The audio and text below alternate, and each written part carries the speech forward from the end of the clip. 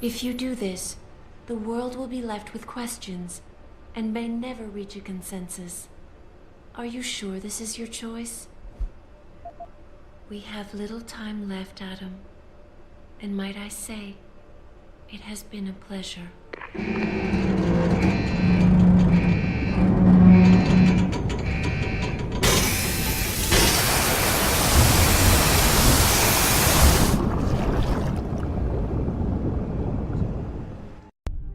Do I trust mankind to save itself?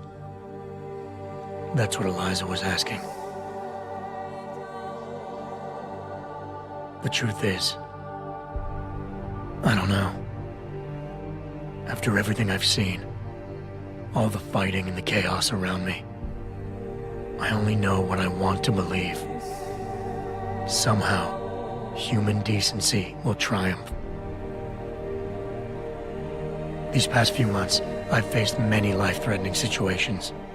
I could have given up many times, but my need to know the truth, to uncover the secrets that others were hiding, and to survive forced me to keep on going. Most of the time, I tried to keep my values in mind, knowing my actions did not have to harm others. I held on to my humanity, resisting the urge to abuse power or resources in order to meet my goals. And in the end, I got the job done.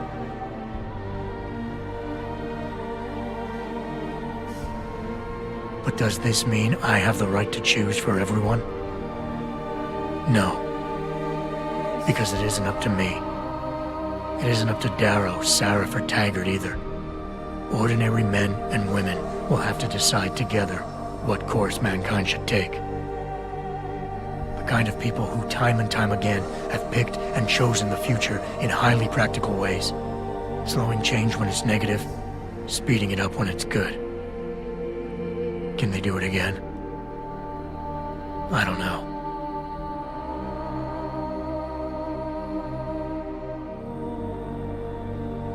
But I do know I'm not about to let anyone in this station, myself included, stand in their way.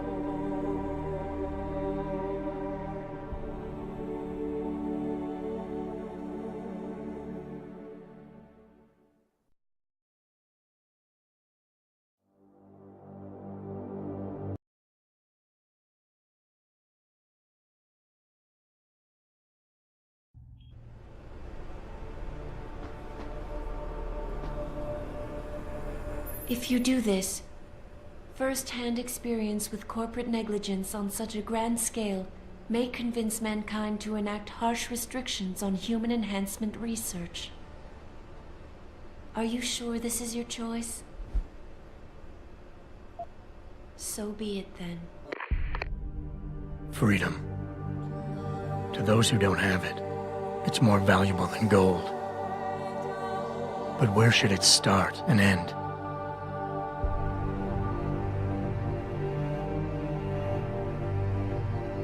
We humans often think we have the right to expand, absorb, convert, or possess anything we need to reach our dreams. But time and time again, hasn't this led to conflicts with others who essentially believe the same thing? Looking back on the challenges I faced, at the way I often resolve them, I realize morality can become our saving grace. Most of the time, didn't I try to keep my values in mind, knowing how my actions would affect others? More often than not, I resisted the urge to abuse power and resources simply to reach my goals more swiftly. I managed to hang on to my humanity. But the temptation to ignore it was always there. It's that temptation that so worries Taggart. He's not afraid of freedom. He's afraid of the chaos that erupts when individuals have nothing but morality to constrain them. He wants us to regulate enhancement technologies because he fears all that power without limits, without guide rails to keep us from abusing it. Absolute freedom is no better than chaos. Society needs laws and regulations to protect it. So if the men and women behind Taggart need to work in the shadows, pulling strings to enable us to head in a safe direction, will supporting them be all that bad? If they're as wise as Taggart says, how bad will their leadership be?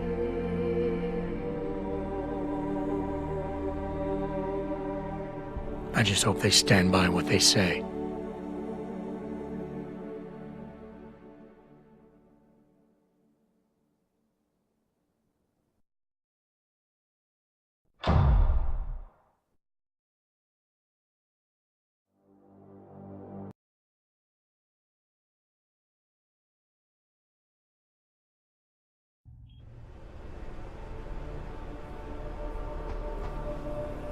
If you do this, the focus of hatred may shift to those responsible for unleashing biological warfare, leaving corporations free to experiment with human evolution.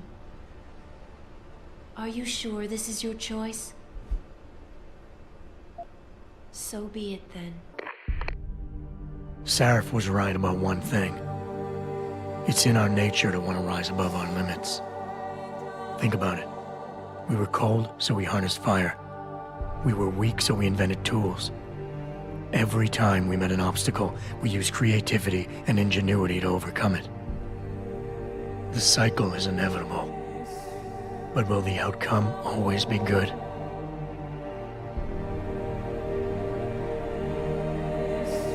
I guess that will depend on how we approach it.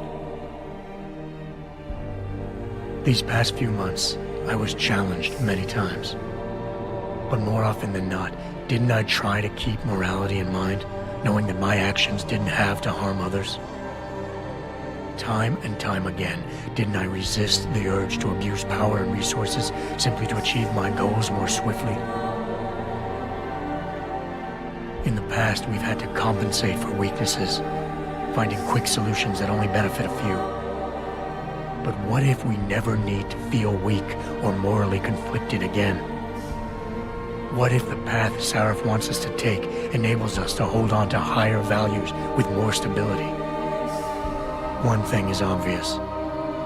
For the first time in history, we have a chance to steal fire from the gods. To turn away from it now, to stop pursuing a future in which technology and biology combine, leading to the promise of a singularity, would mean to deny the very essence of who we are. No doubt the road to get there will be bumpy, hurting some people along the way. But won't achieving the dream be worth it?